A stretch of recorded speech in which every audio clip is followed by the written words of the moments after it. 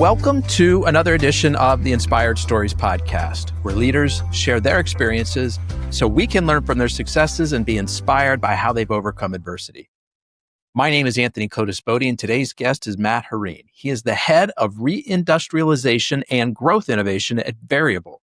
They are a software development company founded in 2015. Variable provides an on-demand labor marketplace and workforce management platform, helping manufacturing and distribution businesses handle fluctuating demand with more efficiency. During his time at Casper Technologies, Matt spearheaded daily operations, leading to successful mergers and integration with commercial partners. He also held key positions at Intellicentrics, focusing on strategic growth there as well. At Variable, he has played a critical role in managing enterprise-level engagement and developing market strategies, resulting in meaningful cost savings and team expansion. He draws on years of expertise to foster a culture of innovation and continuous growth. His passion for operational excellence and innovation makes him a standout leader in his field. Before we get into all that good stuff today, our episode is brought to you by my company, Add Back Benefits Agency, where we offer very specific and unique employee benefits that are both great for your team and fiscally optimized for your bottom line. Imagine being able to give your employees free access to doctors, therapists, and prescription medications. It even works for temporary staffers. And here's the fun part. The program actually puts more money into your employees' pockets, and the company's too. One recent client was able to increase net profits by $900 per employee per year. Results vary for each company, and some organizations may not be eligible. To find out if your company qualifies, contact us today at addbackbenefits.com. All right, back to our guest today, the head of Reindustrialization at Variable, Matt Horine. Thanks for making the time to share your story today. Yeah, thank you, Anthony. Thanks for having me on. I want to make sure I got the pronunciation of your last name correct. That's okay. It's actually Horine, but I've gotten it several different ways, so that's just fine. Horine for those folks I know that already want to go and look him up on LinkedIn. Matt Horine. Glad we got it cleaned up. Okay, so tell us about the services you offer at Variable, the non-staffing staffing firm. That's a really good way to put it. So, long story short, this is my second stint back at Variable. I started with the company about 8 years ago in 2017. I was there from then till 2021, and I'm back because Variable is very different than what you would consider a traditional staffing company or other marketplace company. We're very focused on a specific vertical, which is the umbrella term American manufacturing, but that covers warehouse, logistics, distribution, operations. And so we're an operations platform built for operations professionals. And that is really what makes us different. We are not an HR tool. We are not something that is used for a full-time employee development candidate pipeline or for basically matching headcount. There's room for all that in operations. There's room for all of that in business. But what we see is the idea of this flexible on-demand operator base, which is what we call our workers, that are able to be called in real time to address your demand cycles, volatility, the macro environment, whatever affects those in the supply chain and in manufacturing. So if you're looking at your business and saying we have a static headcount of 100 people all the time, you're fighting everything from attrition to your full-time workforce to just finding people, which I'm looking forward to talking about later about there being a labor shortage. Our philosophy is there isn't. It's much more about access and being able to bring people in a merit-based system. And what I mean by that is the operators, the workers are rated by the business and the business is rated by the operators. And so what that does is in a meritocracy, drives performance. It drives operational KPIs. You can address specific segments of your business through labor, which is what we believe the fundamental constraint is in any business. It's how do we use our labor capacity to take on more orders, grow our business, or just be a better operational unit. And so that's at that very high level how we differentiate from a temp staffing firm. So good time to kind of talk about the play on words in terms of the way your name is spelled. Variable is very able. So Veryable. So I think tell me if I'm getting this right, but variable workforce, right? You can Right. kind of flux in and out depending on what needs that you have. And then, I don't know, your platform makes it very able-bodied people accessible to your clients who need them. Yeah, that's spot on. So it's a play on words a little bit, but also the idea that labor traditionally has been viewed as a fixed cost structure, and so this variation in demand or variation in how you see and provide access to your workforce is the play there, and it's something that makes a lot of sense over time if you've seen it in practice. So conceptually, I understand why from your client side, having access to a variable workforce would be helpful, right? Heading into Q4, a lot of 3PLs, a lot of warehouses, they have extra needs because of everything that's going on with Christmas. Leading into Q4 and probably part of Q4, manufacturers have that same sort of increase in need to be able to fill some of those orders that are coming in. But on the employee side of things, why would an employee want this sort of flex model in their lives as opposed to, no, I'm looking for a steady 40-hour a week job that I can stay at for years? That is a great question, and it all ties back to the labor access model that we see that lens. And what I mean by that is that there is a big change in the demographics and structure of the workforce, meaning that, especially in manufacturing, the average age of the American worker has risen over the past few years, and people see that backfill need as something that is business continuity, right? You look at it at the ownership level, but at the employee level, how do people go to work every day? Well, over the past few years, there's been this element of a gig economy mindset where people want to have a voice and be able to choose what they want to do on a daily basis. And that provides a few different benefits. So, one, it's more choice and it's the freedom to move about. Our CEO and founder, Mike Kinder, has a great line about 1099 contractors being kind of the original state of man. Like you're working for yourself, you're doing things and building an income and building and providing. And so, with that and the idea of that, you get exposure to multiple businesses. It's not the same thing every day, which in manufacturing, that's been the historical model where somebody, like my grandfather worked at a BF Goodrich tire plant in Miami, Oklahoma for 35 years and loved it. And that was great. But there was also some structural things around that, some societal structure around that that's changed rapidly over the era of globalization. That's not how it is anymore. And so people want choice. They may be looking for it in a flexible capacity because they're a student or they're a single parent and they need a different shift structure, or they are somebody who is maybe semi-retired, but they still want to be involved in the workforce and be productive. So those operator personas and those profiles are very different. And we have people who use the platform for their full-time earnings. They do just variable. That's what they do, and they bid and go places every day, somewhere different. And we have some people who augment and kind of build their own schedule across different apps, or maybe their own full-time employment in the manufacturing space, and they're picking up extra hours to earn extra income. So that's the key to it, where there has been this buzz around a labor shortage. We think it has much more to do with access and being able to say, how can I do that, get more people into the operation when I need them, and how can it benefit my business? So it's a win-win in that regard. And that operator profile is something that we're seeing take place more and more common as we started in 2016, 17, and it's becoming much more of a mainstay in the workforce environment. What do you mean by the societal structure being different now versus when your grandfather worked for the tire manufacturer? It's a really interesting structure that we see a lot of remnants of in the hiring process, where people say, we want people here, we want them to join our family, which is great. That's a great company cultural attitude and aspect to have. Or we want people here for the long haul. Over the past 5 years, in the pandemic timeframe, you saw how volatile the supply chain could be. All of a sudden, that becomes a business decision versus, what you would like it to be, which is a family decision, if it's your business and you view it that way.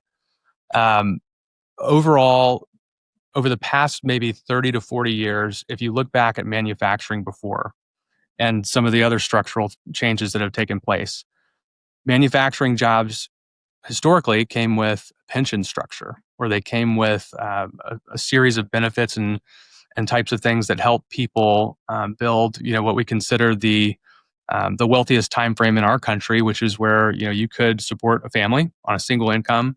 You could send kids to college. You could buy the car, buy the washing machine. Be a consumer that was both mindful and in a way that was structurally sound, financially sound. And so now wages have stagnated in manufacturing. Off the top of my head, those numbers, they haven't really risen in comparison to other assets or other economic indicators like asset bubbles or like real estate or those types of things. They've been fairly stagnant for the past couple of decades. And so people are finding ways to supplement and use their skill sets and still have that drive. People want to work, and there's a lot of dignity in that. And so people are finding ways to get more benefit out of access to different types of work without that old school structure where people have traditionally said, hey, we can be at this one place for the long haul because the world is moving fast and things change very rapidly. So I allude to that because it's so important, because I think the lens of a lot of companies when they want to hire, they do want to just hire and not have it be a recurring problem, but it's not playing out that way. You'll see a manufacturing site or a 3PL, like you talked about, that seasonal work. They're doing this because they're flexing up in real time with their demand. They've got to have the labor to address the business need. But once the down cycle hits, they need the agility on the business side, and the worker needs follow-on opportunities. They can't hang their hat on saying, I went to work for a 3PL in this warehouse, and just because we got through the 4Q rush, it's not as stable beyond that, because businesses have a real need to address their operational throughput, and they have a real need to address the bottom line, and having too many people it leads to bad situations. So that's where we see the match, and where people now have follow-on opportunity and more access to do other things. So functionally, the way this works from an employee perspective is they go into the app and they will see different opportunities that are available to them. And they'll say, hey, I would like to work at that place tomorrow, and sign themselves up. And then they just show up for work the next day, and they get paid how often and from who, and what did I miss in this whole process? You're pretty much spot on. There's a couple of technical details, and I'll kind of work that process out. So what they do, if they work through the Variable app, again, they're contractors, so they sign up. There's an onboarding process. So they go through a background check. They go through other onboarding features, basically set up their banking, do a couple of other things to where we facilitate that match in the marketplace. And then what they do from there is they bid on opportunities that fit their skill set, that fit their geographic area. So you're not going to bid on something that's 50 miles away. That's something that we've seen pretty common in metro areas. And they're going to bid on places that have good ratings. So if your business does well and treats operators well and is a great place to be, they'll see that. They'll say, hey, this business is a 5-star business or a 4.5, because you my Uber rating's not a perfect 5-star. So we get the feedback game. And what the business sees when these bids come in is a roster of names and real people that have a rating, that have a digital resume of where they've worked through the Variable app. So if they've worked at 500 different ops across 10 different businesses, they can see how many ops they worked. They can see their skill sets, that their skill sets are valid. If somebody says they're a forklift operator and they have 100 forklift ops on their profile, it's pretty certain that the market has provided that feedback in a way that is validating from another business. So it gives it that assurity. So that is the nature of how an operator would go about bidding. And what over time happens is we all have preferences. And so businesses build what we call your labor pool, which is a group of operators who are familiar with their business. And that business has said, hey, we'd like to call this specific person back on demand when we have it, the real-time draw, which lowers kind of the onboarding time and cycle. They're building the ark before the flood is how we phrase it. So they're able to draw on a group of people that are familiar with their business and constantly refresh that pool by bringing in new people through the app to basically rate them and say, hey, we want to add them to our roster. I've often compared it to like a farm team in baseball. Like if we had to call up somebody to the majors, we know what team they're playing for. We kind of know their general stats. We know, they're good at their position. Bring them in and address the demand. And so that operator, what they're doing from their vantage point is they're raising their hand. They're saying, I want to work at that time for that pay in that role. And that is that goes far beyond somebody who is just going to onboard and see how they like it. And then the company has sunk in, a month of onboarding costs and training, and it didn't work out. And for variable, if it doesn't work out, just end the op. And the operator will probably feel the same way. Quite frankly, you get a lot of honesty through it for an open marketplace where people say, "Hey, this isn't for me," or the business can say that with a little bit less structure around, "Oh, I'm going to hurt my attrition numbers, or I'm going to hurt, my hiring perspective." So that's the difference. And so then, is there a scenario in which your client, the company, the employer, to use the farm team analogy, they're like, oh, we really like these 3 people out of the 40 that worked here. We want to hire them full time. Here, Matt, let us pay you a fee because we're going to bring them in as a W-2. Yeah, it's a question we get all the time, and our answer on that is good luck. If you want to get married, that's fine. We're not a recruiting firm. We'll never send you a fee, and we've had people do that often. People say, I'm going to hire them, and then they're back on the platform. Both sides are back on the platform within about 60 days because what the operator has lost is the flexibility. They got married and they have to be there for a standard shift. There's no flexibility in the schedule. All of a sudden, if they can't work a day, now they're taking vacation time. All of that kind of buy-in goes out the window once you're an employee. Now, it has worked, I'm sure, in certain cases. For the business, what that does is if you've brought in and you've changed the arrangement with somebody you've grown familiar with and liked, you've changed the arrangement on them. And so now you're getting a different type of performance where it's back into that traditional employee category. And that can be good or bad. But for us, we say the real benefit is the flexibility that both sides get, where, if you bring that person in 40 hours static across the entire week, there may not be any need to address some type of productivity. It may be a down week and they're sweeping the floor or doing kind of second tier stuff instead of being really on the floor and addressing a demand cycle. So it changes the dynamic a lot. And, we're not hesitant to it. Our advice is don't do that. You can put them in your labor pool and they know that you've gotten positive validation and they can be called back on demand. But once you change the arrangement, it's back to the traditional employment structure. Now, I've had the good fortune to interview lots of different employers, and things have gotten better in the last probably year or two. But I still hear from a lot of folks that labor is really tight. They use the term labor shortage. And you've got a different view on that, which you touched on earlier. Can you explain in more detail?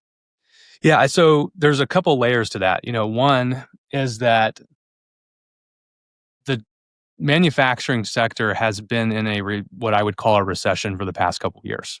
There's been a lot of tap dancing around that on the national level. We don't want to call it a recession. We don't want to spook investors or Wall Street, or we don't want to, call things like they are. But if you've been on the shop floor, things have been very different.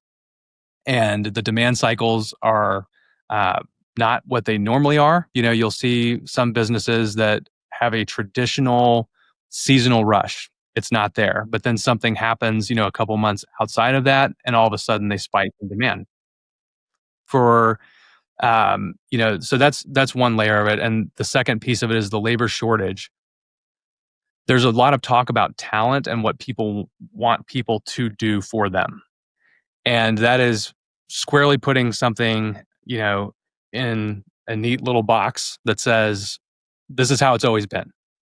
And the world is a lot more dynamic than that. So, HR professionals, even operations professionals know that their business is not what it was 5 years ago. It's certainly not what it was 10 years ago. And it certainly won't be that way next year or over the next 5. So the flexibility is really where we talk to a lot of our business partners and say, you've got to have some agility in the operation. You can't just look at, I need a head count of 100 and I have to hire to 100 and maybe have, a reserve of 10 people I could hire at some point. It's much more fluid than that.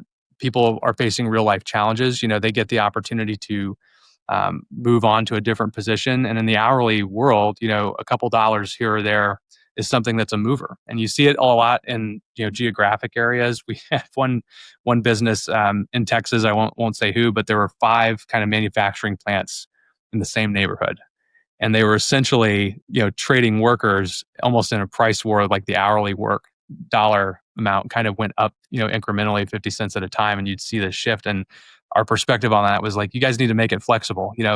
Post for it when you have actual productivity, address your demand, and you can pay them that. And then when there's not any work, they're getting it somewhere else in a totally different vertical. So we, again, I can't emphasize it enough. It's about access to the system. And for too long, people have been kind of boxed out by that 40-hour work week where they're punching their time card.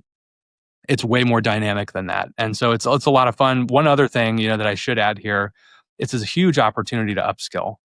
Huge opportunity. And people, one, when we talk about worker shortage, it may have to do a lot with labor utilization.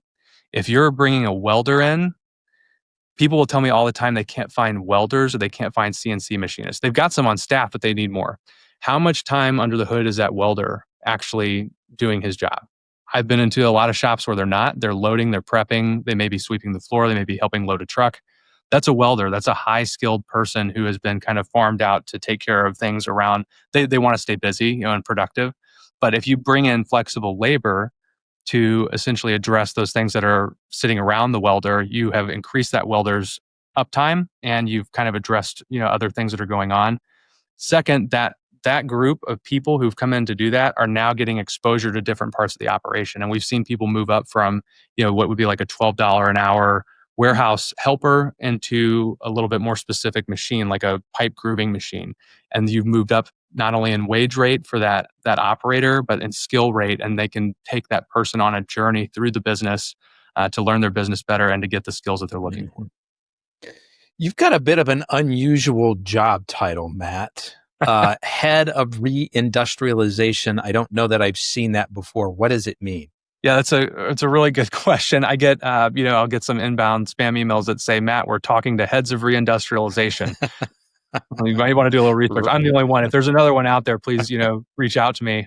This is my call for it. But it's a very specific title for our organization because we believe in American manufacturing. We believe in this larger reshoring and reindustrialization moment that's going on in the country. And we have been saying it for a long time. This goes back, 8 years ago, where we believe that the United States should be building our industrial base from the position of it's a national security issue and something that starts on the shop floor. So the capabilities that we see in manufacturing, this is, goes, a lot of the reindustrialization talk that we see is specific to the defense sector or something bigger like advanced manufacturing. It's the shop floor, it's suppliers, it's people who are trying to make and build here. For a long time, labor arbitrage, caused that to be offshored. You could find cheaper labor, you could find cheaper material. We think that can be done here because the era of globalization has shifted back to where, hey, we're paying a lot of money to basically have something shipped over here. We're paying very low wages, but we're paying a lot of money to move it and put it at risk and jeopardy. We saw it during the pandemic, especially. All of a sudden, things like toilet paper. It's like, where do we get our toilet paper from? Or where do we get our Tylenol from? Or where do we get, a lot of these things that we use in everyday life? And so reindustrialization to us is talking about the supply chain and compressing that and bringing it back to America, which is, who we serve is the American manufacturer and the operational people out there who make it happen every day. And so that's our overall goal, is to see a stronger manufacturing sector. And so taking the buzzword out of it, I used to joke about reindustrialization was kind of like the dark alleys of X. People were talking about this in the back, and it's come to the forefront. But specifically what it means for Variable is, how do we bring our supply chain back and how do we get the labor question solved? Because it's not, if it's your labor problem, or if you're having an issue, it's either labor or it's a supplier. And if you go down that chain, that almost decision tree like structure, if it's your supplier, it's probably your supplier's labor problem. They're not able to flex and take on more orders or have capacity to do anything different than what they're already doing. So that's overall what we would probably describe it as. So obviously, you guys would benefit from bringing more manufacturing back to the States. And you are in the process of supporting that as well by making that, difficult to find and fluctuating labor needs fit with your clients. Is there a deeper role for you guys to play? Is there something, I don't know, from a political or a legal or a, tariff perspective that you guys get involved with? Yeah, I think there's a lot of that. I think it's one, you see a lot of people in the market now talking about this reindustrialization movement and effort. And where we see ourselves is addressing the fundamental, root cause of what may have caused, more globalization, or, what's the challenge in bringing it back.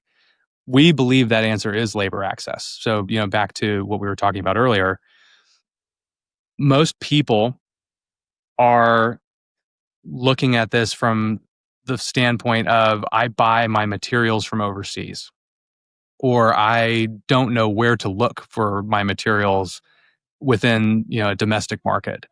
And so we have a lot of people as a marketplace who are participating on a daily basis by posting ops for labor, where we say, how do we help these customers talk to each other?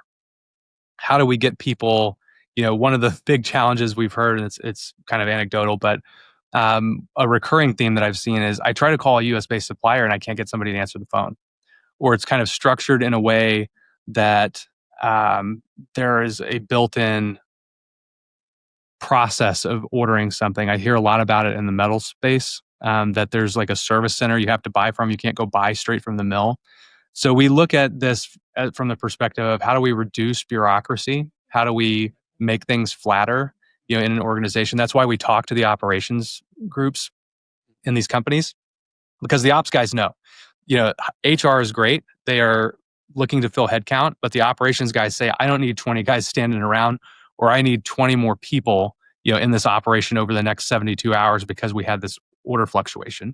And so being faster, that's, I think, what reindustrialization has to be about, taking down the red tape, the bureaucracy around how we hire people, where we buy from, some of the regulatory requirements that are placed on businesses.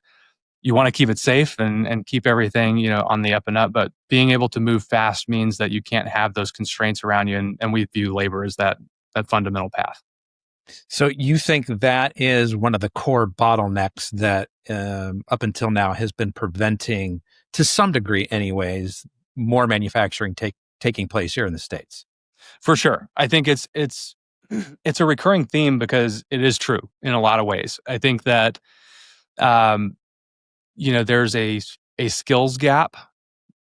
There is a the people gap that people talk about. It's real, but it's addressable, and that's the difference that we see. So, one, a lot of businesses talk about investing in, training and those types of things. They go to the Chamber of Commerce, or they go to, some type of local authority and say, we need people that can do XYZ. That in this day and age means there's got to be skin in the game. And so for our model, it makes a lot of sense that if you're bringing people in on an on-demand basis and you're upskilling and you're assessing and you're rating, you're building that meritocracy, there is a lot more buy-in from the worker side, the operator side in our case. And there's more buy-in from the business saying, I want to keep that person here and they're getting paid, and you had this question earlier, they do get paid daily, which is part of that faster theme that we were talking about. So you're doing it at a pace that doesn't say, I have a gap, but I'm trying to do it the old way. I'm trying to do it where I bring somebody out of a technical school, or I bring somebody straight into the shop floor, and I can expect that they're going to stay here for a decade or longer.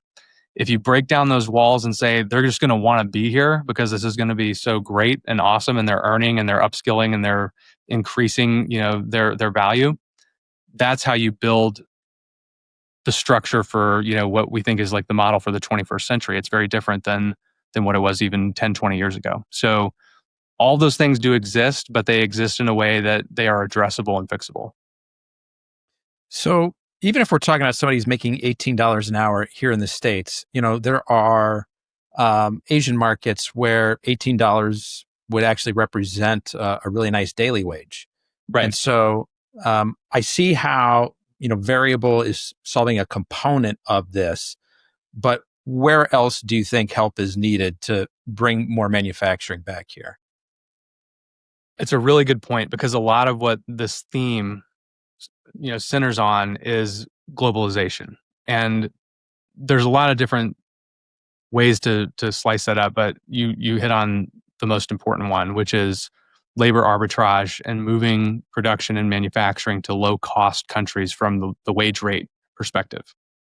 What happens there, if you take a look at China over the past 20 to 30 years, their wage rates have risen to the point where a lot of things are moving to, Vietnam, Thailand, other places in Southeast Asia, where it was like it was in China 20 years ago. And the ultimate problem with that is that, one, in China's case particularly, you are building the economy and infrastructure around what we can perceive as a geopolitical foe. I don't want to, point fingers or do anything like that. But what I mean by that is that they have a goal for the 21st century to be, a superpower, which, they are there or they're near there. And we helped build that by outsourcing our own industrial capacity. And what's happening now through tariffs, which are just levers to pull, to basically, flatten in a reciprocal way, trade back and forth. You're seeing people move out of China to go to third-party countries, and they still may be running things through China, but it's going to other countries and coming back to the United States. So they're chasing the wage rate, which is great. I'm all for, developing countries and countries that are in that position raise the standard of living in their own countries, but there's also this element that you will continuously chase that over a period of time. That's a never-ending cycle. Eventually, if you get to 20 years from now, and you look at these third-party countries that are taking on a lot of the work because China's wage rates have risen or whatever the reason, they will be in that same position 20 years from now. And so you'll be chasing the next low-cost center until eventually you've kind of hollowed out. It starts here. We've seen a hollowing out of the manufacturing sector. It will happen in China. It's just a matter of time and cycles, and then it will happen in the next place. And so what you do by that is you look at our industrial base and you say, how do we do this in a way that increases productivity of the worker? It maintains a standard wage rate, and it helps the business in a way that they can take on more business and have some type of continuity where they're highly productive and where they're paying a good wage to workers in the manufacturing space. And that's a good example of that is textiles. Textiles over the past 30 years have become what I would consider in the US 10 times more productive than they would have on machines from the 80s or 90s. And that means, for every 10 workers, maybe there's one or two workers, but those one or two workers are maintaining the wage rate of, $25 an hour or whatever the current number is. And so you build that out by building more of that. And so there's more of it, which increases, I don't hate to point to GDP, but you rebuild the textile industry. It's not as many jobs as it was before because there's not 100 workers sitting on the floor at the sewing machines. There are 5 to 10 highly productive, highly skilled workers who are making a good wage and turning out product that is of the highest quality. And so that is kind of how you rebuild the structure, going forward. It's never going back to the way that it was. It was chased to China for that reason, because the wage rate was low and you could have 1,000 workers on the factory floor. And that was a lift for them. But there, without the transfer of that and I think one other important thing here is to say, 10 years ago, the learn to code mentality was very common. People were saying that. And now we're looking at an environment where American software engineers are having trouble coming out of college, finding a job because of AI. So you kind of say this thing of the past, it's not going to be that way anymore. You have to learn to do this. And the time cycle is getting shorter. That was 10 years ago. And we're now in a position where AI is doing, XYZ, and we have software engineers that are having trouble finding work. So you have to build these things to last, and you have to build them in a way that increases the productivity of American businesses and pays for the worker. Okay, let's stick a pin in that. We may come back to that topic, but I want to better understand how it is you guys approach your own growth. I'm assuming with your model, it's sort of a chicken egg. Like you want to go, from Houston to, I'll make it up, Austin. We want to be in the Austin market now. And maybe you guys are already there, but you need obviously a client base there, right? You need one or more manufacturing, 3PL, warehouse companies. And then very quickly, you need to find the labor to help support them. So talk to me about how you approach that process of identifying new markets and how you go in there. It's a very interesting dynamic because it's a dual-sided marketplace. The fundamentals of supply and demand apply here. So like in most places in life.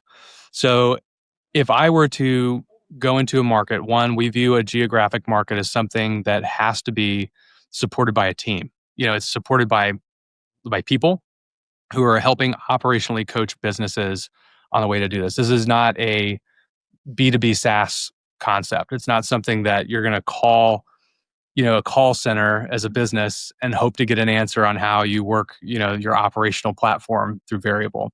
You have to have people who know the market. A good example of that is Detroit, famous for being automotive. Houston, famous for oil and gas. You look at those kinds of sectors, the fundamentals of manufacturing still apply. And what I mean by that is that type of work, you have to build layers to it where the operator, the worker has choices where they can bid on work. And the businesses have to have peers in the market that are also participating in it in order to build it up. So if I'm a business and I'm posting and I'm getting all new operators all the time, I'm the initial assessment every time on that person. It doesn't work that way. So the parity of it is if I'm working in a more mature market and I can look at an operator profile and say, this person has worked 20 ops at 3 different kinds of businesses. That is the validation that kind of builds the marketplace. And so, our growth has been fueled by we're US based, we're in our marketplaces. In some cases, we could support remotely. Those are all, in today's world, it's almost required. But in the sense that we are going to teach the business how to leverage this as an operational tool versus just a product where it's not like an Uber launch. It's not something that, if you remember back, I think Uber's everywhere now, but a decade ago, Uber was launching in Dallas, or they were launching in Phoenix or whatever the city. They were doing that, and they were supporting all of it from probably their San Francisco headquarters from a bigger capacity, but they had to have just drivers and supply in the market. Businesses are local. Their problems, their challenges are local, and their success is local. So that's something that we believe is fundamental about American manufacturing. And so building that supply demand parity is critical for our business model. And so how many markets are you in now? We're in about 30 across the US. So primarily in Texas, the Southeast, the Midwest, and a little bit in the Northeast. A lot of that has to do with the demand of those areas with manufacturing. It also has to do with the regulatory environment. Is this something that we think from a regulatory environment and from the perception of the business's regulatory mindset, can they do it? And those places have just like in manufacturing, they've led on that. So it's something that we see as very different in every region of the country. Like I was mentioning earlier, you look at the Midwest, which is the heartland of American manufacturing. They do a lot more automotive than they do in, say Texas. There's a couple of plants here in Texas, not to cast them aside, but so those are the places where we see the demand for this type of American manufacturing and this type of model. Are you in Columbus, Ohio, my home? We are in Columbus, Ohio. Okay, so when you first came here, I'm going to guess the first thing you have to do, you got to find the clients, right? Do you Right. need one client? Do you need two or three? Is it important to you that you have multiple stakeholders? It is. And so what, ends up being the smoothest path to what I would call like a market launch is usually driven by some type of demand. And we have a lot of business users that have locations across the country. So if you look at a distribution network or a 3PL or any type of major supplier, they have locations, and they say what's good in Dallas or Atlanta is good for Columbus, Ohio, when we have a plant there or we have a facility there. And so we have built so much depth and traction with a lot of our business users in other parts of the country that they ask about the next region of the country. And once you get a couple of those, and of course that's all new, kind of blue ocean. If you go to a new market, there's infinite amount of potential new entrants. You can start out with businesses who know your model, and you're standing up a market and you're building that supply demand balance. And so that's been generally our path, and how our customers, we follow the customer, and we follow the business demand for it, and that has worked out very well. And then in terms of finding the workers, I don't know, you're running like Facebook and TikTok ads to try to recruit people? I don't know if I don't know about TikTok. We and that might just be a thing for me. I'm not on TikTok. We could be, but what this started out as very early days was almost like traditional recruiting, saying, "Hey, we've got this platform. This is how it works. Would you be interested in making a living this way?" And people signed up for the app to try it, and then they got exposure to businesses, and then it becomes much more organic. I can think of one really great example. There was a company in Wilmer, Texas, which is just south of Dallas. It's building. You drive through Texas now, and you see a lot of industrial space going up. But what ended up happening as that business was building, their labor pool was, you would see some same last names popping up in the labor pool, or from our side, which is hidden, some same addresses. Maybe it was the same apartment complexes, same street, same geography. And so the word of mouth is really what started to carry it, and in a way that's become much more organic. And that's kind of a testament to the success of the model, which is, hey, we don't have to go direct recruit. Like, that's not something that most people in marketplaces do. It is very early, maybe 8 years ago, there was some element of that, but also we partner with a lot of different industry groups. A lot of different companies have also found this as a way to build their own pool. So they take our platform and they say, hey, we're not hiring full time, but we want to put this person on a roster and use them when we need them. That's a way to bridge the gap and address that productivity that we were talking about earlier. So it's very fluid on the operator side. We see people come in, kind of exit for a little while. Maybe they went back to full-time employment, but they'll come back. And so it's very dynamic. What are the regulatory hurdles that might keep you out of certain markets? There's two ways to answer that. One, I think from the business perspective, it's something different. So we do see a lot of businesses say, is this for us? Is this something that we could do? The answer is yes. And, it just kind of requires a different mindset. From the regulatory side, just like a lot of other, companies have maybe found some challenges in over-regulated environments. And I say that, I love those places. I've been there, traveled to some of those places. But if you look at, California, Illinois, maybe New York, maybe some others, you've seen it in the news with things like Uber or with Lyft. They see this as kind of like a displacement of a traditional structure. And they say, is it, 1099 work? The answer is yes, because you're not posting a job and having somebody come work under your direction. You're posting for a specific scope of work that has a start and an end time frame, almost like you're calling in, a plumber or an electrician. They're not your employee. They're somebody that you're hiring, or you're not hiring, but they're somebody you're calling in or bringing in to do a specific job and under a specific scope for a specific amount of time, which is very different than an employment relationship. So there's been some of those challenges just because people aren't familiar with how to do this, but we've overcome that in most instances. Okay, so I understand what you're talking about. Yep, like Uber and Lyft, lots of discussion, disagreements over whether folks should be considered full-time workers, if they should be a W-2, which opens up a whole can of worms in terms of, benefits and other things. And so the states that you would stay away from for the moment, anyways, are the states that, kind of have legislation that's not so friendly to this discussion.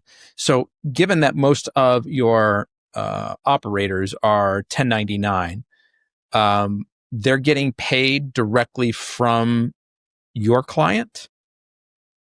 So the way that works is that our model, because they get paid daily. So if they work today, they're going to get paid tomorrow. That's bank processing time. Um, and that of course can be adjusted by the business up or down if they worked more or less.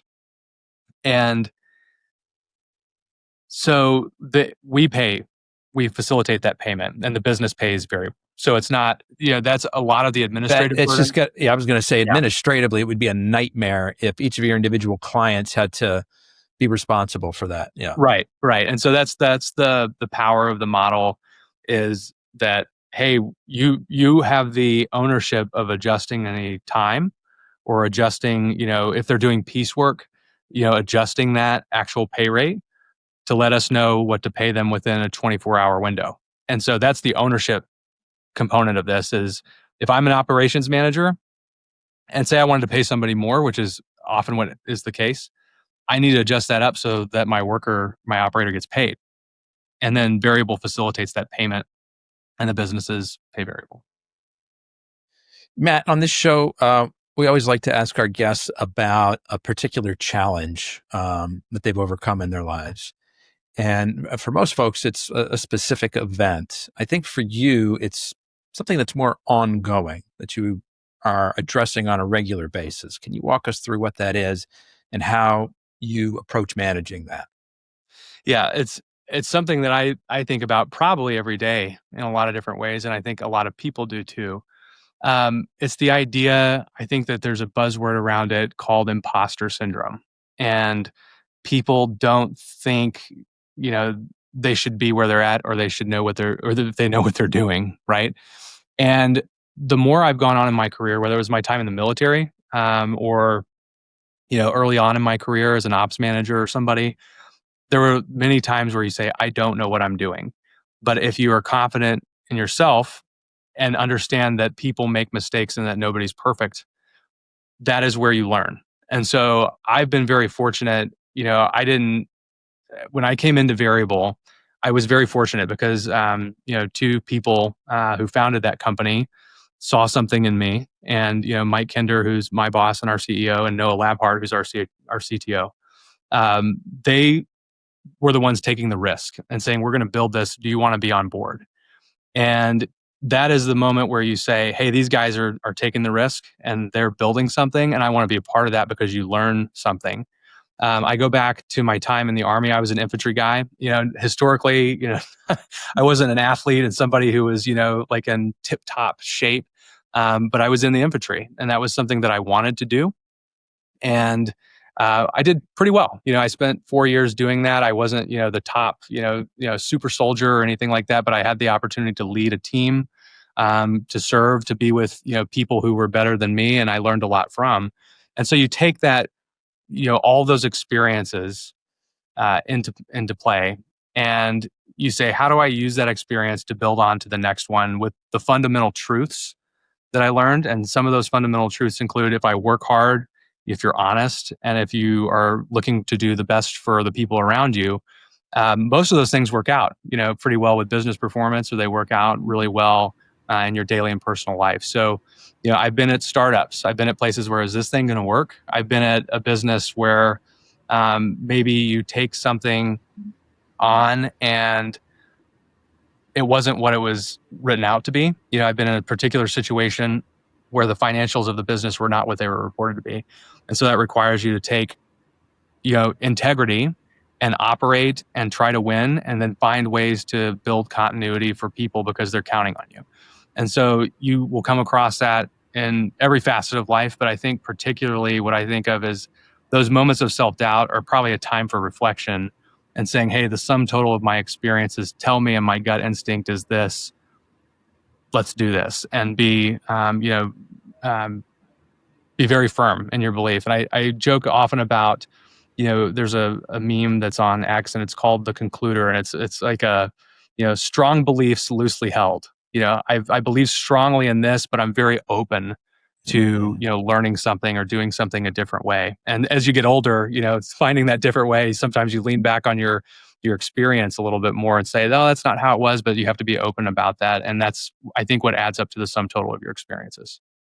The idea of imposter syndrome has been talked about many times on this show. And it's always interesting to me. It surprised me initially at first, some of the people who brought it up, very successful, leading large companies, come across as, very bright and very competent, much as you do today. And they were, out of their minds, nervous just about doing the interview today. Like, Right.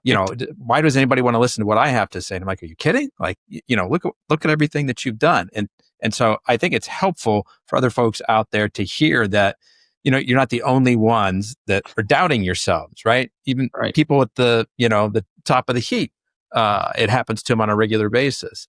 I had one guest in particular who actually told me that imposter syndrome is what he considers to be his superpower. And that's a separate question I like to ask. What do you think your superpower is? And I'm like, no, we haven't gotten to that. Like you're sort of mixing these up. And he's like, no, let me explain myself. Yeah. He says, that feeling that I get every day when I wake up, like, I don't know what I'm doing. Like all these people looking to me, like, I have no idea. I'm making it up as I go along. But that for him is the thing that lights a fire under his rear end every day to get up and to figure it out and to perform and not to hit the cruise control button. I see you nodding your head. Does this make some sense to you? It makes a lot of sense. There's, one other thing that I believe is a fundamental truth. And it ties directly to what you're saying is there's nobody coming to save you. You have to have this element of self-reliance that you have to be confident enough. And that's how you beat imposter syndrome, but you have to do it in a way that you recognize others are trying to help you. There's nobody who can really solve all of your problems for you except you, and being very open and minded about the resolution in which those problems are solved. So that's, I kind of, sync up a lot with that guest and say, yeah, it lights a fire under me in business and in life to say, I don't know what I'm doing, but I have to figure it out. And there's no really way out but through. And that is, I think, what, if I could say anything, and, my advice is what it is, but it's, you have to do things that make you uncomfortable. And you have to do things that are not easy every day. If life was easy, that would be great. I mean, if you didn't have to make tough decisions, but that's not how people build new things. It's not how we, progress. And I think there are people who've been through a lot more challenges than I have. I've been very fortunate. Like I mentioned earlier, my career has been very fortunate, and I'm very fortunate to be at Variable because it's a product that, not only I believe in, but it's an idea that people should have the flexibility and the ability to have more say in their own lives. And so that's a lot of it, right? Is, hey, I want to have that say in my own life. I don't want events to direct me. I want to probably be in a position to control a little bit of my environment, but you have to be comfortable with when that doesn't happen. And so, it makes a lot of sense what you mentioned about your other guest. Matt, you host your own podcast, right? What's the name of that? I do. It's called U.S. Manufacturing Today. It's sponsored by Variable, where I work in my day job reindustrializing. So this is our first year of the show, but it's ideally something where our customers or people who have worked with us or close to us as part of that overall manufacturing network can come on and talk through things that they're seeing, macro trends, and maybe something really insightful about their business that could help a manufacturer out there trying to find their way. I'm curious if this holds true for you. I've done a good fortune to have done hundreds of podcast interviews now on this side of the mic. And I've been asked many times to be on the other side of the mic. And most of the time I say no. The handful of times that I've said yes, I felt very uncomfortable with it. I'm very uncomfortable on the other side of the mic. And I think it's a lot of that imposter syndrome. Like, why do people want to hear what I have to say? Like, I'm pretty good at asking questions and, helping people tell their stories. But I don't know, is my story really that interesting? What was it like for you sitting on the other side of the mic today? That's a really funny question because, one, you ask great questions. So two, that's something that I am very comfortable bringing people on to our show and letting them talk about their business and what they like to do. And you nailed it. You get a little bit of that imposter syndrome. It's like, why would anybody want to hear what I have to say? I'm hosting the show and I want to ask good questions. And so that's another funny thing is like, I need to ask more questions. I think about that all the time. But see, here you are doubting yourself again. And exactly. You can do it. But in like a good way, like in a constructive way. Like you could beat yourself over that, beat yourself up over that. Or, you've just identified like, oh, like I think I could probably ask more questions. I could ask more questions. Yeah. So it's a great opportunity to one, think through a lot of what you're saying, because you do get in a pattern of saying, hey, this is how the show will go. It's about that control thing, right? You're trying to beat the imposter syndrome or something with a level of control. I'm going to ask the questions. I'm going to, do X, Y, Z, or put out this point of view. And when you're talking, we've had a great conversation. A lot of things come out that maybe are a little bit more free form, and they were top of mind, and that's the good stuff that comes out. And I always tell people, I don't know about you, but I always wish I'd left the record button on, a little longer than I did, because sometimes people let it all out after the end. Hopefully, I've left it all on the field today, but it's a good thing to change up every once in a while. What's something fun you like to do outside of work, Matt? Well, right now, I am a dad. I've got a 3-year-old, and so a lot of my fun time is whatever he whatever he thinks is fun. So I love being a dad. That's he's 3, and he's awesome. It's a really kind of reflective thing of life. You get to a place where you can kind of remember when your dad was that age. It's like, wait a minute, life happens pretty fast. So that's what I'm doing right now. Outside of that, a lot of family stuff and kind of just taking it easy on the weekends when we're not busy during the week. All right. So here's another question I'd love to ask. What is your superpower? I don't know if I would call it a superpower, but I think it is something that has shown up in my career where it's kind of like how can I do things for people that either I wish had been done for me or I know were done for me. And it meant a lot. So, in my career, I don't think empathy is the right word, but I think it's something more along the lines of taking a big personal interest in anybody that I'm working with and seeing how, I can kind of bring them into the fold. And we didn't really get into this. My time at another company, we had a pretty big mandate of bringing people on board quickly. They had been historically understaffed and underserved, and we grew the team by 15 people. Just by bringing in different experiences and trying to patch that together. So pretty loose answer, but that's what I try to do is listen. And I did a lot of talking today, but hopefully I can listen as well. Matt, I've just got one more question for you today, but before I ask it, I want to do 3 administrative things real quick here for the audience. Anybody who wants to get in touch with Variable Ops, you can find them on the web, variableops.com. And remember that it's spelled very able, ops.com. Also, you can find the company on LinkedIn, search for the same word, very able, variable. And you can find Matt Horine, Horine. I get it right that time? You nailed it. Yeah. That's okay. It. Matt Horine, Variable Ops, find him on LinkedIn. Also, as a reminder, if you want to get more employees access to benefits that won't hurt them financially and carries a financial upside for the company, reach out to us at addbackbenefits.com. And finally, if you'll take just a second to leave us a review or a comment on your favorite podcast app, you will hold a special place in my heart forever. Thank you. Last question for you, Matt. A year from now, you and I reconnect and you are celebrating something big. What's that big thing you hope to be celebrating 1 year from today? That is a really good question. I'll go the professional route on it. I would like to see a lot more businesses and a lot more people involved in American manufacturing, and it's kind of seeing the tide of that follow the buzz. And right now it's very easy to talk a lot about all of this, but as manufacturers know, it's probably more the doing that really catches up to people. So I would like to see that. And a year from now, I would like to see people really adopt this concept and bring a lot more success to their business and opportunities to the American worker. Matt Horine from Variable, I want to be the first to thank you for sharing both your time and your story with us today. I really appreciate it. Great. Thanks for having me on and really, really enjoyed it. Folks, that's a wrap on another episode of the Inspired Stories podcast. Thanks for learning with us today.